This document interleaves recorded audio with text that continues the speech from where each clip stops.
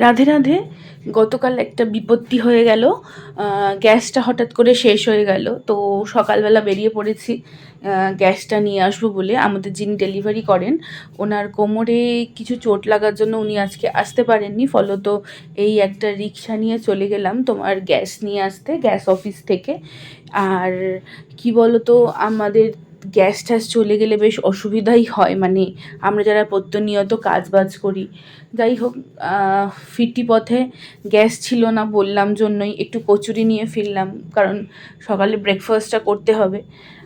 যাই হোক, এই ছুতোনাতা বাহানায় এই একটা ছোট্ট কচুরি, মানে দোকান থেকে কচুরি নিলাম। সত্যি কথা বলতে দোকানের কচুরিটা খুব ভালো, ছুতোনাতায় কচুরি নেওয়া হয়ে গেল। আর সাথে নিয়ে নিলাম হচ্ছে দুটো ডাব।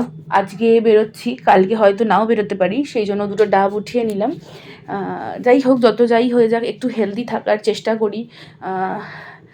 আর কি আর কি বা বলার আছে, মানে আমরা যারা গৃহিণী তাদের কাছে সবটাই আর কি খুব জরুরি। যাই হোক, ছটপট করে ব্রেকফাস্টটা করে নিয়ে এরপরে তোমার বসে গেলাম হচ্ছে ঘর গোছাতে আর কিছু জিনিস নিতে। খুব সত্যি কথা তোমাদের সাথে বলি, বিয়ে আমার 3 বছর হয়েছে, সেই অর্থে নিজস্ব সংসার, নিজস্ব জায়গা সেই অর্থে আমার হয়ে ওঠেনি।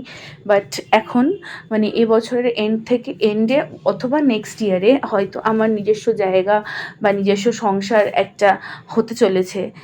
নিজের সংসারের স্বপ্ন আমার বরাবরই ছিল, তো সেই কারণেই কিছু শপিং করে নিচ্ছি টুকটাক টুকটাক করে। আর ক্রকারি আইটেমস আমার এমনিতেও ভীষণ রকম পছন্দের, তো সেই পছন্দটাকেই আরও ভালো করে কিনে নিচ্ছি। দেখো, একবারে তো সব কেনা যায় না, তাই কী কী জিনিস আমি আমার সংসারে চাই সেই জিনিসের একটা লিস্ট করে আমি আর কি কিনে নিচ্ছি। এই দেখো, যেরকম এই গ্লাসটা কি সুন্দর না, কাঁচের গ্লাস, ভীষণই সুন্দর একটা ডিজাইন করা।